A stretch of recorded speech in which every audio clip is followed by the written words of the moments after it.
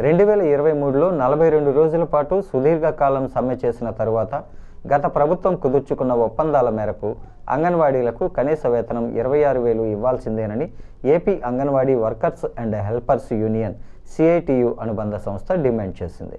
ఈ సందర్భంగా రాష్ట్ర నాయకురాలు వై బేబీరాణి మాట్లాడుతూ అప్పుడు సమ్మె విరమణ చేసిన డిసెంబర్ 12వ తేదీని కూటమి ప్రభుత్వానికి గుర్తు చేయడానికి శుక్రవారం రాజమహేంద్రవరం సబ్ కలెక్టరేట్ వద్ద ధర్నా చేపట్టామన్నారు.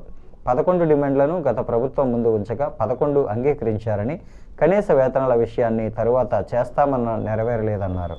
ఆ తర్వాత అధికారంలోకి వచ్చిన కూటమి ప్రభుత్వం అంగన్వాడీలపై పనిభారం పెంచడమే తప్ప వారి సమస్యలను పట్టించుకున్న పాపాన పోలేదని ధ్వజమెత్తారు.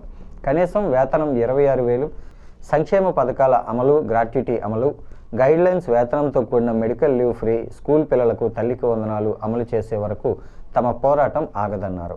రాష్ట్ర నాయకురాలు మాణిక్యాంబ, సిపిఎం జిల్లా కార్యదర్శి టి అరుణ్, ఐద్వా జిల్లా నాయకురాలు టి తులసి, ఇతర నాయకులు కరి రామకృష్ణ, పవన్ తదితరులు మద్దతు పలికారు. అంగన్వాడీ సంక్షేమ పథకాలు. యాళ్ల బేబీరాణి, తూర్పుగోదావరి జిల్లా జనరల్ సెక్రటరీ. గతంలో 2023 డిసెంబర్ 12వ తేదీన 42 రోజుల సమ్మెకు ప్రారంభంగా ఆ రోజు జిల్లా కలెక్టర్ ఆఫీసుల దగ్గర ధర్నా కార్యక్రమం ప్రారంభించాము.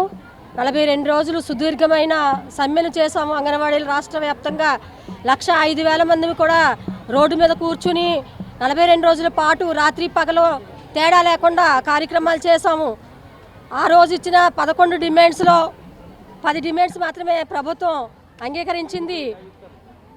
జీతాలు కనీస వేతనాలు 26,000 ఇవ్వాలని చెప్పేసి ప్రథమ డిమాండ్ అయిన కనీస వేతనాలని ప్రక్కన పెట్టి ఆనాడు ఉన్న వైసీపీ ప్రభుత్వం ఆ జీతాలని జూలై నెలలో యూనియన్ లీడర్లను కూర్చోబెట్టి ఆమోదయోగ్యమైన జీతాలు ఇస్తామని చెప్పేసి మినిట్స్లో రాయడం జరిగింది.